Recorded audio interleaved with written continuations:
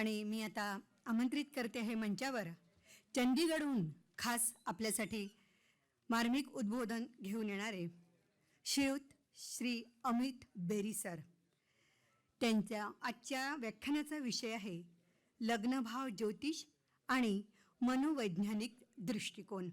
Berry सरांचं आपण टाळ्या वाजवून स्टेजवर स्वागत करूया आणि व्याख्यानासाठी त्यांना आमंत्रित करूया. शुक्रिया. Thank you so much. सभी को प्रणाम.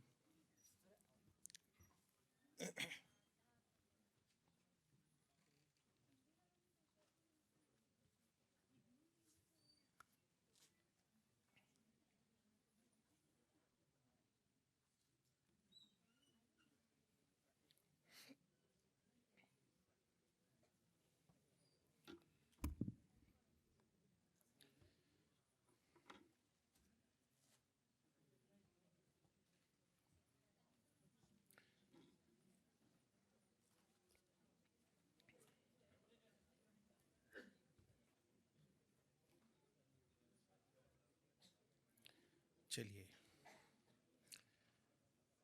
असेंडेंट जिसको हम फर्स्ट भाव बोलते हैं अपनी कुंडली का, that is essentially our brain, that represents the brain. So ascendant जो होता है इस पे हमारी डेस्टिनी जो है, जैसे कब्जे पे एक दरवाज़ा झूलता है, तो ascendant is that point in your horoscope, in our horoscopes, जहाँ पे हमारी डेस्टिनी जो है, किस्मत जो है, वो बंधी हुई है. ठीक है. असेंडेंट यानी कि जैसे कोई जातक, कोई बच्चा, और जो बच्चा आया है वो मदर और फादर के योग से आया है. सो इट मीन्स कि the sun and the moon, सूर्य और चंद्रमा दोनों की कंट्रीब्यूशन है लग्न के अंदर. सो लग्न के अंदर सूर्य का भी आशीर्वाद है, चंद्रमा का भी आशीर्वाद है. तो हमारी जो सारी डेस्टिनी है वो रूटेड है लग्न के ऊपर. ठीक है. अब हम सब कर्मों से बंधे हुए आते हैं अपने. तो कुछ कर्म हमारे ऐसे होते हैं जिनको हम दृढ़ कर्म बोलते हैं, कुछ को हम अदृढ़ कर्म बोलते हैं, कुछ को हम दृढ़ादृढ़ कर्म बोलते हैं. तो कुछ कर्मों में फ्लेक्सिबिलिटी है जिनको ऑल्टर किया जा सकता है, कुछ कर्मों में फ्लेक्सिबिलिटी नहीं अलाउड है जो ऑल्टरेबल नहीं है. सो जो आज की बातचीत है वो बेसिकली इस चीज़ पे फोकस्ड रहेगी कि जो फ्री विल है हमारी, हम कर क्या सकते हैं उसके बारे में. सो लग्न जो है हमारी बुद्धि से, विवेक से, प्रज्ञा से, इंटेलिजेंस से लिंक रखता है. अब दशा मैंने देख ली कि दशा इज मोर और लेस लाइक अ दृढ़ कर्म, कि जो दशा में है इट मस्ट मैनिफेस्ट. ठीक है. लेकिन फिर भी परमात्मा ने कुछ फ्री विल हमें अलाउ की है. सो लग्न जो है वो है कि मैं क्या कर सकता हूँ इसमें. अब हम कई लोग कहेंगे कि दशा खराब है तो इसलिए जीवन में दिशा खराब जा रही है. लेकिन अगर हम लग्न को पकड़ के चलें तो कई बार हम दिशा ठीक करते हैं तो दिशा भी बेहतर फल देना शुरू हो जाती है. तो उस चीज़ को लेके हम इस पे बातचीत करेंगे. I'll just read it out. It is like a mantra to each and every one. कि God, give me the serenity to accept the things I cannot change. Because लग्न जो है, मेरा जो brain intelligence, that is the ability. That is the ability to discriminate. So जो चीज़ मैं change नहीं कर सकता उसकी एक्सेप्टेंस मुझे हो, जो चीज़ मैं चेंज कर सकता हूँ उसकी मुझे शक्ति चाहिए. और दोनों में डिफरेंस जो है, हमारा विजडम वहीं पे काम आएगा कि कहाँ पे मैं काम कर सकता हूँ और कहाँ पे मेरे काम करने का फायदा नहीं होगा. ठीक है. So God give me the serenity to accept the things I can not change, the courage to change the things I can, and I should be having the wisdom to know the difference. So कहानी शुरू करते हैं. अब जैसे हर कहानी में एक lead role में नायक होता है, नायिका होती है. तो हमारे पास जो हैं वो लग्न, चंद्र, और लग्न माने शरीर, मून, चंद्र माने मनस, और सूर्य मतलब आत्मा है. तो आत्मा को हम बोल रहे हैं कि लेट्स से कि Shiva it represents the soul, the father principle. Mother is the manas, the Devi Gauri, the planet is the moon. और lagna it is the body, Vinayak जो बच्चा है. अब देवी के शरीर से उन्होंने कुछ मैल जब उतारी तो उनको ख्याल आया कि इससे एक पुतला बनाती हूँ. और जब उन्होंने एक पुतला बनाया और उसमें प्राण फूंक दिए तो एक बालक का जन्म हुआ. और वो बालक इतना सुंदर था कि देवी को मोह पड़ गया, मदर को मोह पड़ गया, attachment. So this basically symbolising, मैं आदमी, जैसे आदमी हम बोलते हैं ना, आदमी शब्द आदम से बना और आदम का मतलब होता है मिट्टी. अब दिस सिंबलाइजेस कि मन का जो मोह है वो शरीर से है. शरीर और मन का आपस में मोह रहता है. तो मन की जो आसक्ति है वो इंद्रियों के साथ जुड़ी हुई है. हम चंद्र बोलते हैं तो चंद्र में भी इंद्र लगा है. च मतलब with. So with the senses, that means कि moon is the planet which is overlording the senses, इंद्रियां. सो वो बच्चा इतना सुंदर था कि देवी को मोह पड़ गया. अब जब देवी अंदर जाते हैं और बाहर इस बालक को खड़ा कर देते हैं, तो जब शिवा आते हैं, अब वो समाधि में बैठे बैठे थक गए थे, तो घर आते हैं कि चलो थोड़ी सी पीठ सीधी कर ली जाए. लेकिन जब आते हैं तो सामने ये बालक खड़ा है. अब ये बालक जो है, ये this is representing the body consciousness, and सामने जो है वो आत्मा. इसका मतलब कि जो शरीर है मेरा वो आत्मा को नहीं पहचानता. कि हम इंद्रियों के साथ, मन के साथ इतने भटकाव में होते हैं कि we simply ignore the soul principle. तो वो कहते हैं कि भाई हट जाओ यहाँ से, लेकिन उसका इंपॉर्टेंस नहीं मालूम है, उसका रिकॉग्निशन नहीं है बॉडी को. So the Shiva getting furious, तो इस बालक का सिर कटता है. सिर कटने का इट सिंबलाइजेस कि अहंकार का गिरना. So if we stay in the body consciousness, तो सोल जो है, सोल का जो, अच्छा सोल तो हम कह रहे हैं आत्मा. देखो हम बोलते हैं आत्मा, आत्मन. आत्मन में भी मन जुड़ा है, क्योंकि आप शिव और शक्ति को अलग नहीं रख सकते. आत्मा का मतलब भी विद माइंड होता है. ठीक है. तो तो ये अहंकार का, बॉडी कॉन्शियसनेस का गिरना सिंबलाइज करता है. तो जब देवी आते हैं उनको पता चलता है तो वो परेशान होते हैं, and again she gets furious जब वो बॉडी को देखते हैं बच्चे की. तो अब जैसे शक्ति ने शिव को बोला कि मेरा बालक मुझे, मेरा बच्चा मुझे वापस चाहिए.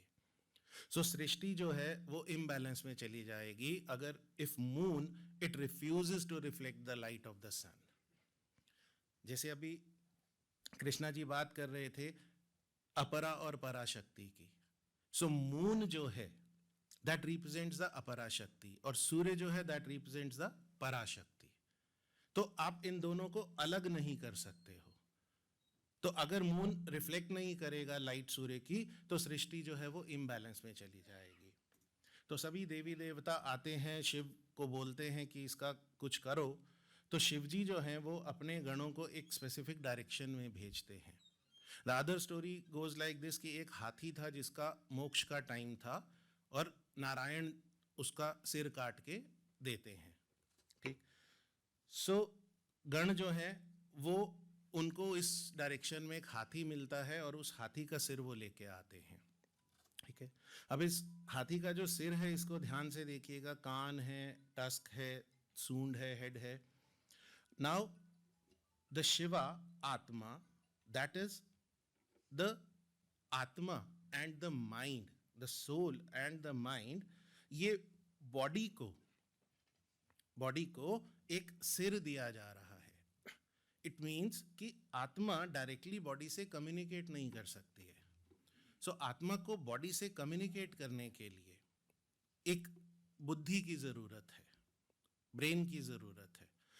अब गीता में जैसे हायरार्की क्या बोली गई, स्पिरिचुअल हायरार्की, कि परमात्मा से आत्मा, आत्मा से मन, मन से बुद्धि, और सॉरी, परमात्मा से आत्मा, आत्मा से बुद्धि, बुद्धि से मन गवर्न हो, और फिर मन जो है वो शरीर को गवर्न करे और इंद्रियों को गवर्न करे। लेकिन हम सब शीर्षासन में जी रहे होते हैं। हमारी इंद्रियां जो हैं वो हमारे शरीर को चलाती हैं, शरीर जो है वो मन के साथ जुड़ा हुआ है। मन, अब आत्मा का मेरे को पता नहीं है तो मन से मैं अपनी बुद्धि को गवर्न करता हूँ। आत्मा का मुझे पता नहीं है तो मैं अपनी बुद्धि से ही परमात्मा के बारे में जजमेंटल हो जाता हूँ। ठीक है। सो नाउ जब ये शरीर को हाथी का सिर मिला, हाथी that represents the planet Jupiter, ज्ञान, तो जब ये शरीर जिसको हम आदमी बोल रहे थे अभी, आदम की मिट्टी से बना है, जब इसको ये हाथी का सिर मिला, और कौन दे रहा है? The soul and the mind. Now this is the connection between the soul, the mind, the buddhi and the sharir. Then the Ganesha is born. So Ganesha जो है वो मेरी अवेयरनेस है. It sits in my horoscope as the brain, first house के अंदर. हम गणेश जी को क्या बोलते हैं?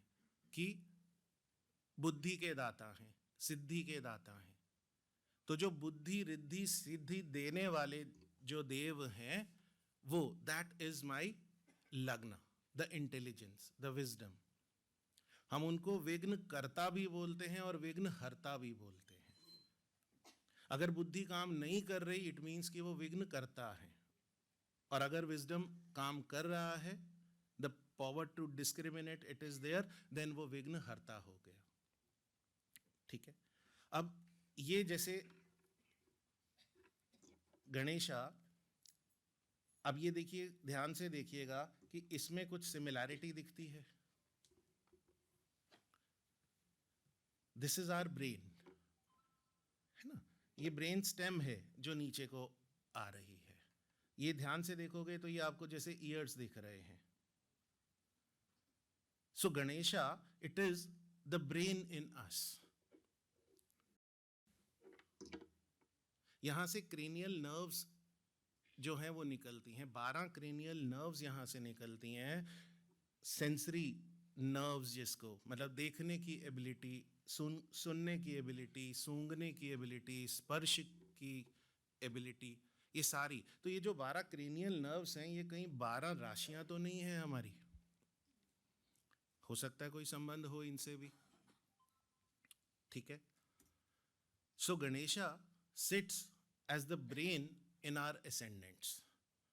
सो जब आप गणपति जी की आराधना शुरू में करते हो किसी भी कार्य के लिए, है ना, तो it cleanses your lagna, it cleanses your buddhi, your brain, so that कि उस कार्य में विघ्न ना पड़े and you are able to take a right decision. So that is the purpose of the Ganesha linking with the lagna. अब ये देखिए, this is the Ganesha inside you. ये नर्वस सिस्टम है कि ब्रेन से सारा ये स्पाइनल जो कॉर्ड है ये कनेक्टेड है, और ये नर्व्स जो हैं ये निकल रही हैं. This is the Ganesha inside the brain, inside us rather.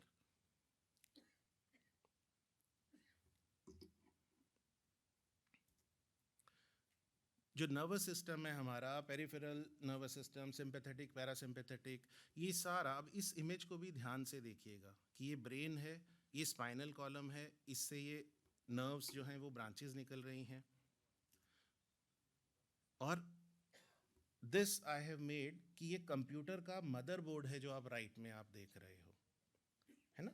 तो ये हमारा ब्रेन जो है, अब देखो ये मदरबोर्ड के अंदर अगर आप देखो तो ये जो लाइंस लगी हुई हैं, these lines they are called the buses. They carry the data and the information. Similar to जो हमारे ब्रेन से nerves हैं, they are also carrying the messages to the body, different organs of the body, different parts of the body, और वापस लेके आती हैं feedback, है ना. So ये देखो, ये प्रोसेसर है, सीपीयू बोलते हो आप इसको, सेंट्रल प्रोसेसिंग यूनिट बोलते हो आप इसको।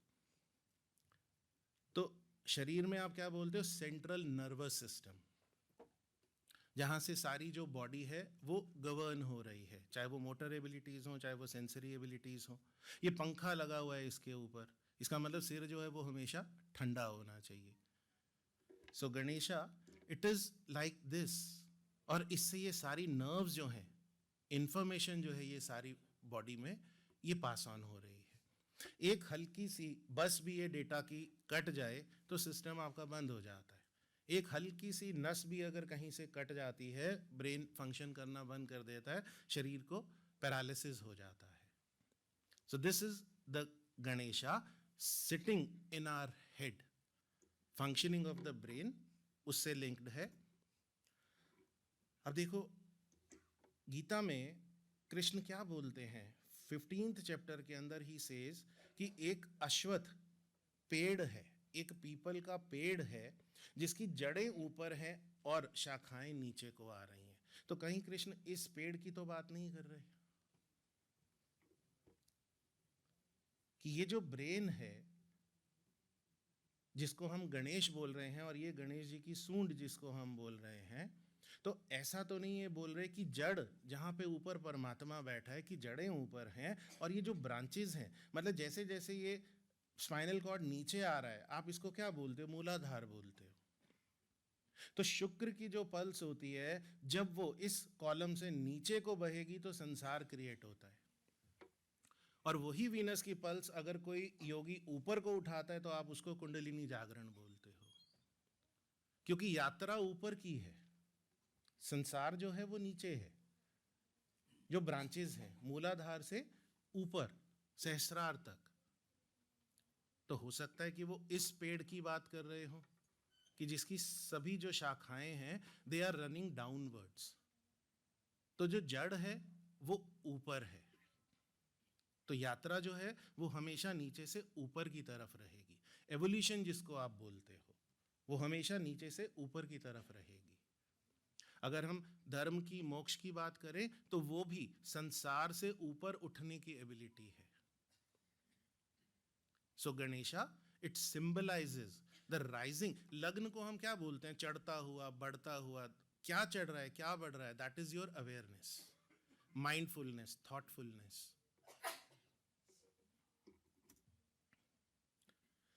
अब ये 12 मंत्र लिए गए specific form of Ganesha for every लग्न। एरीज के लिए वक्रतुंड, एक दंताय फॉर टॉरस, जेमिनाई के लिए कृष्ण पिंगाक्ष, गजवकाय, ओम गजवकाय नमः, तो गजवक इज फॉर कैंसर, लियो के लिए लंबोदर, विकट it is for the ascendant Virgo. So reciting these mantras, it will help cleanse the buddhi or the brain or the lagna. Libra के लिए it is Vighna Raja, Dhumravarna is for the Scorpio, Bhalchandra for the Sagittarius, Vinayak for the Capricorn, Aquarius के लिए Gajpat and Pisces के लिए गजानन। ये जो दोनों slides हैं, you need not to click, मैं आपको भेज दूंगा तो उसमें देख लीजिएगा, ठीक है? मैं ज़्यादा उसमें नहीं कर रहा हूँ क्योंकि समय का जो सीमा है ना, मैं थोड़ा भगा रहा हूँ थोड़ा जल्दी जल्दी, बिकॉज मैटर है ज़्यादा तो मुझे कवर करना है। At least I will give you a glimpse of it. अब दूसरा पर्सपेक्टिव हम इसको लेते हैं कि असेंडेंट को हम सेल्फ लेते हैं, स्वभाव लेते हैं। आप लग्न को सेल्फ बोलते हो, स्व बोलते हो, है ना? अब स्व का एक मतलब आत्मा होता है। अगर आप डिक्शनरी में देखोगे आत्मा का एक मीनिंग आपको मिलेगा सेल्फ, ठीक है? तो फर्स्ट जो लग्न है, फर्स्ट भाव जो है दैट इज स्वभाव। अभी हमने क्या बात की कि लग्न में सूर्य का भी कंट्रीब्यूशन है, चंद्रमा का भी कंट्रीब्यूशन है, मतलब आत्मा और मन दोनों का कंट्रीब्यूशन है लग्न के पैदा होने में, ठीक? सो 159 जिसको हम बोलते हैं, त्रिकोण बोलते हैं, हम उनको धर्म त्रिकोण बोलते हैं, धर्म के भाव बोलते हैं, ठीक है? सो अगर मैं लग्न को मैं स्वभाव भी बोल रहा हूं, स्व का भाव, और धर्म त्रिकोण भी है, तो क्या मैं इसको स्वधर्म बोल सकता हूं? क्या मैं इसको स्वधर्म बोल सकता हूं कि ये मेरा धर्म है, what I am here to do और डेवलप इन दिस लाइफ? ठीक है। अगेन चैप्टर 3 भगवत गीता, कृष्ण कहते हैं स्वधर्मे निधनम श्रेया परधर्मो भयावह। वो कहते हैं कि अपने धर्म में मरना भी श्रेष्ठ है, श्रेयस्कर है, लेकिन दूसरे के धर्म पर चलना और जीना, दैट इज फ्राइटनिंग। वहां पे सिवाय अनसर्टेनिटी के कुछ नहीं मिलेगा। नेचर में अगर आप देखो तो कोई चीज, कोई भी नेचर में कोई क्रिएचर, कोई चीज इंसान को छोड़ के कंपैरिजन में नहीं होती है। सब अपना धर्म जी रहे हैं। एक गेंदे का फूल है, वो गुलाब का फूल नहीं होना चाहता। गुलाब का कोई फूल कमल का फूल नहीं होना चाहता। सिर्फ एक इंसान है जो बोलता है कि मुझे अपने बच्चे को वो बनाना है, मुझे अपने बच्चे को ये बनाना है, विदाउट आइडेंटिफाइंग कि उसका धर्म क्या है, मतलब उसका आत्मा, मन और शरीर कहाँ पे बंधा हुआ है। इट इज़ लाइक कि मैं रेलवे स्टेशन पे जाता हूँ, तो मुझे जाना दिल्ली था, मैं अमृतसर की बस में बैठ गया, ट्रेन में बैठ गया, तो मैं अपनी डेस्टिनी पे कभी पहुँच नहीं पाऊँगा। तो अपने धर्म में स्थित होना हमेशा श्रेयस्कर है। अगर एक गुलाब का फूल अच्छे से अच्छा गुलाब तो हो सकता है, लेकिन वो कमल का फूल नहीं हो पाएगा।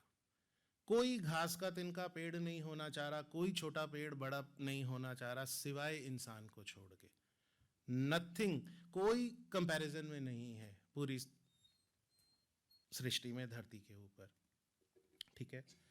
सो अब जैसे अर्जुन जो विषाद में है, तो कृष्ण उसको यही तो समझा रहे हैं कि अगर तू क्षत्रिय है, तेरा धर्म ये है, तो तू ब्राह्मणों जैसी बातें क्यों कर रहा है?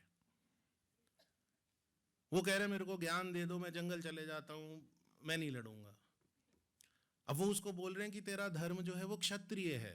क्षय जमा त्रय, क्षय मतलब खत्म होना, डैमेज, और त्रय मतलब जो प्रोटेक्शन। तो क्षत्रिय माने जो प्रोटेक्ट करे, जो डैमेज को बचाए, डैमेज से होना बचाए।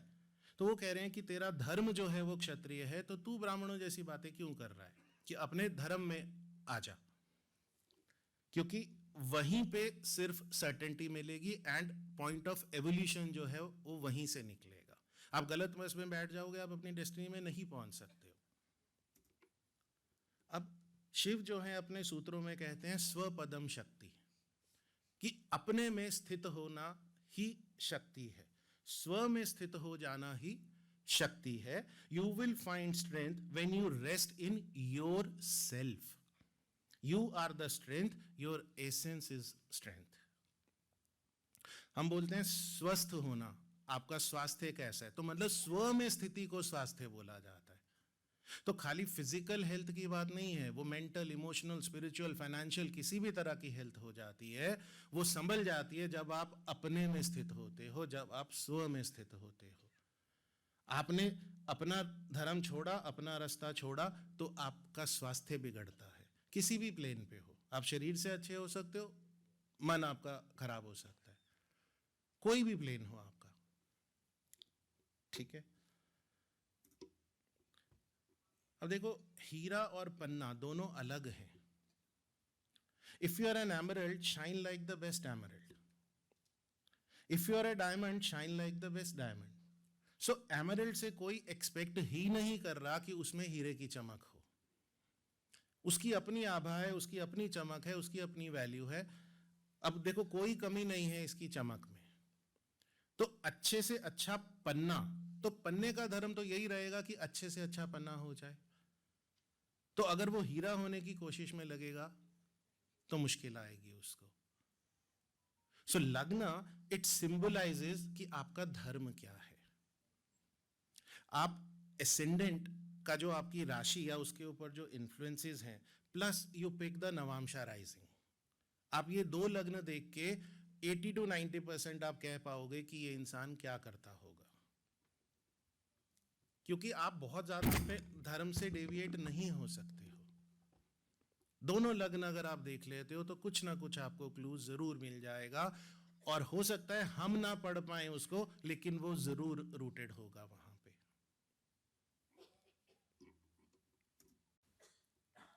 एसेंडेंट को हम नॉर्मली, अब तीसरा पर्सपेक्टिव मैं ले रहा हूँ कि एसेंडेंट को हम नॉर्मली क्या बोलते हैं, जो ईस्टर्न डायरेक्शन में जो राशि है वो राइज कर रही है, ठीक है।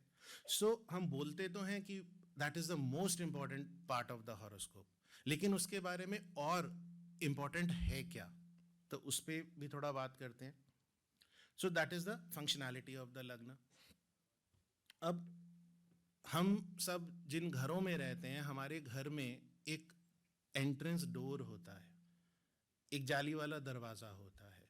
अगर आप मेरे घर आओगे तो मेरे उस दरवाजे पे एक चिटकनी लगी होगी, कोई लेंस हो सकता है, जाली लगी होगी, है ना। तो जब आप आओगे तो मैं देखूंगा कि किसको अंदर बुलाना है और किसको नहीं अंदर बुलाना है। सो एसेंडेंट जो है हमारा, वो हमारे हॉरोस्कोप में एक जाली वाले दरवाजे की तरह काम करता है, because we are in a state of continuous interaction.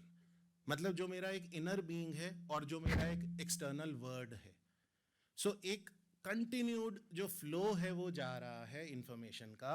Something is going out, something is coming in.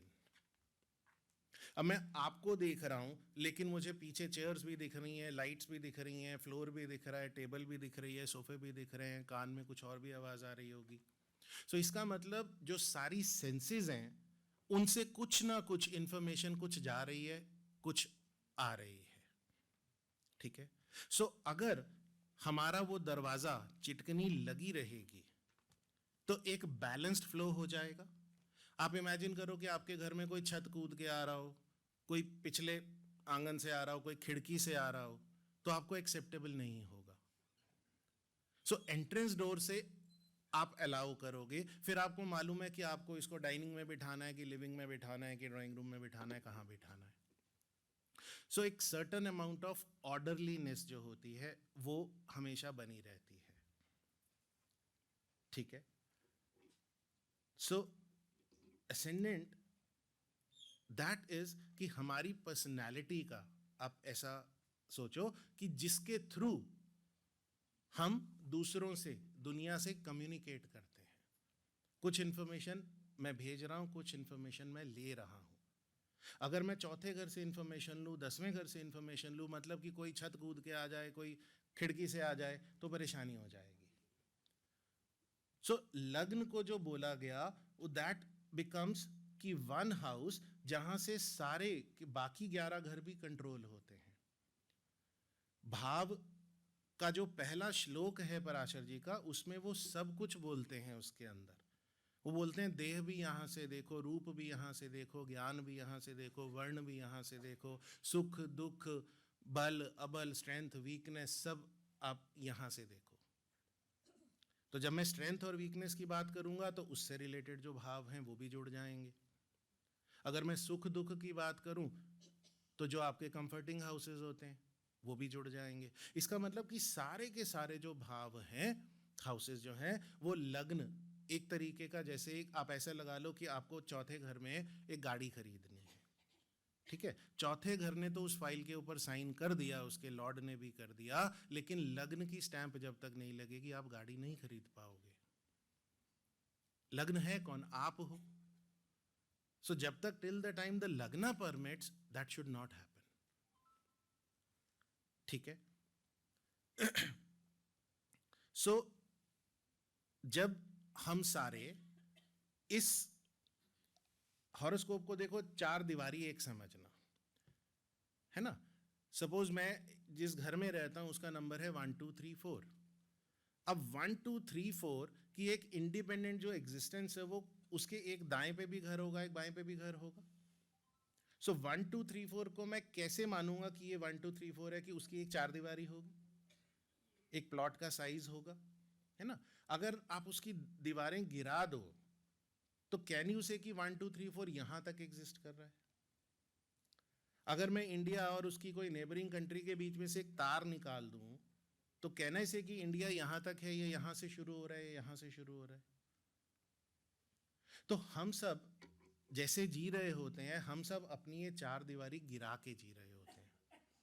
कमजोर होती है हमारी ये चार दीवारें, और इसीलिए हम लग्न को ना पकड़ के किसी भी घर से इंफॉर्मेशन, कॉमन एग्जाम्पल कि हमारे पास कोई चार्ट आते है कि जी नौकरी का प्रॉब्लम है, हमारी नज़र सीधी कहाँ जाती है? 10वें घर के ऊपर या उससे रिलेटेड हाउस के ऊपर। हम लग्न को पकड़ते ही नहीं हैं, है ना?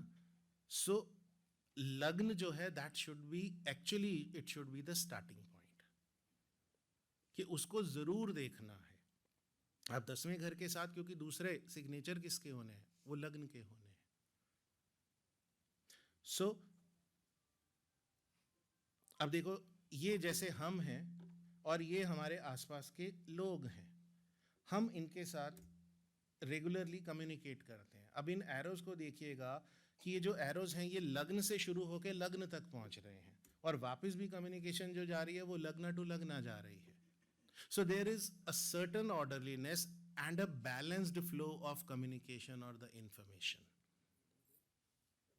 ठीक है, ये बल्ब जल रहा है, इसके पीछे क्या प्रिंसिपल है कि इक्वल एंड ऑपोजिट डायरेक्शन के अंदर एक करंट का वैल्यू होगा, कि जितना करंट आ रहा है उतना करंट जा रहा है, तो वो बल्ब जल रहा है।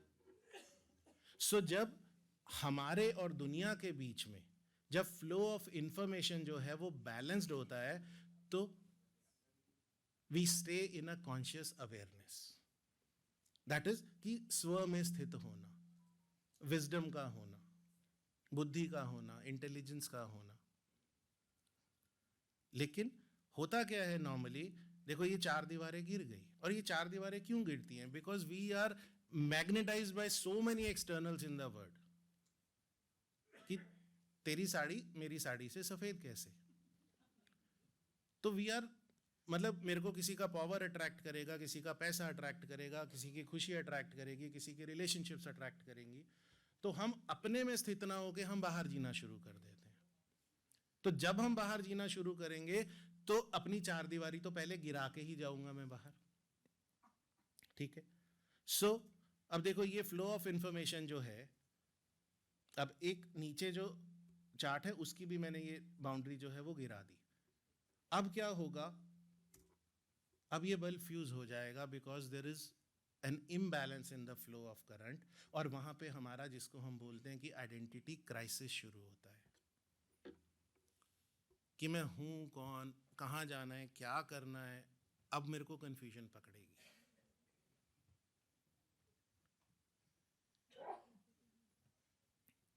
जितने हमारे पर्सनालिटी डिसऑर्डर्स हैं उनका स्टार्टिंग पॉइंट ये होता है कि द बुद्धि हैज फेल्ड टू फंक्शन,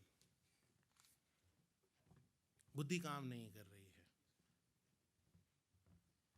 तो पर्सनालिटी डिसऑर्डर्स जितने शुरू होंगे वो अपने में स्थित ना होने से होते हैं। तो स्व में स्थित होना, ascendant को, if you hold fast to the significations of the ascendant, the higher principle of that राशि, तो वो आपका स्वधर्म है। अब सपोज किसी का एरीज जो साइन है वो राइजिंग है।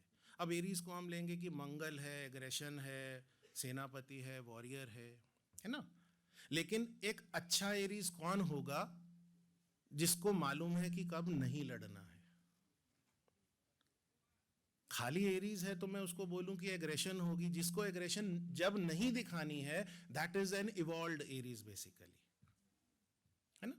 टॉरस हम वाणी का स्थान बोलते हैं। सो वाणी का जो हाईएस्ट एक्सप्रेशन है वो क्या होगा? मौन। मौन। चंद्रमा उच्च का कहां पे हो रहा है?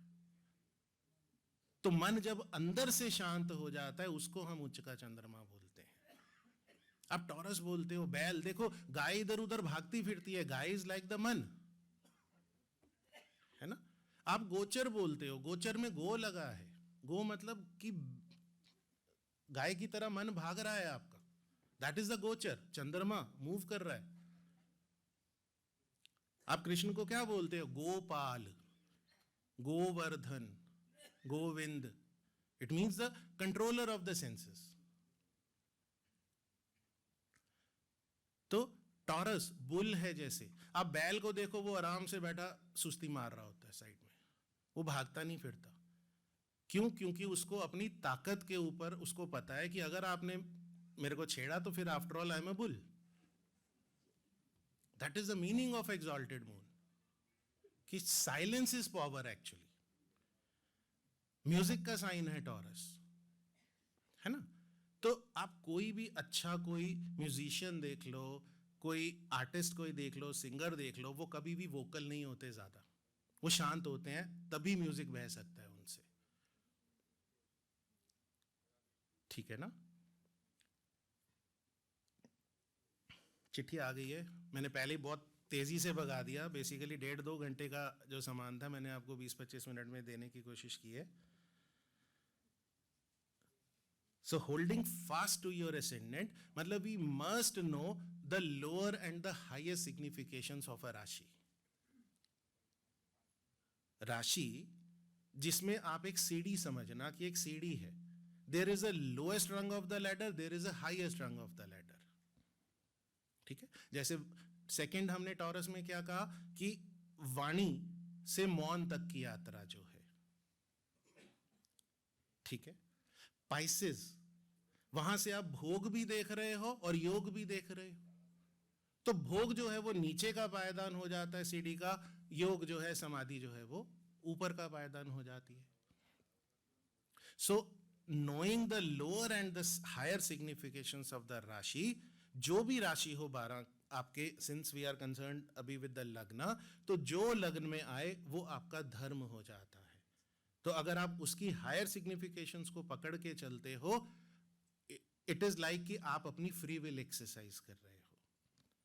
सो you are able to guide yourself और the people around you better. जो भी आपके पास कोई हॉरोस्कोप दिखाने आता है, वो बेसिकली एक कमजोरी की अवस्था में आ रहा है कि मैं डिसीजन नहीं ले पा रहा हूं, कि मैं चौराहे पे खड़ा हूं, मेरे को गाइड कर दो आप। तो if you just try to make the corrections with his ascendant, तो बहुत सारी चीजें जो हैं वो रास्ते पे आनी शुरू हो जाती हैं। मतलब दशा नहीं भी हाथ में आ रही, आप दिशा ठीक करने की कोशिश कर लो।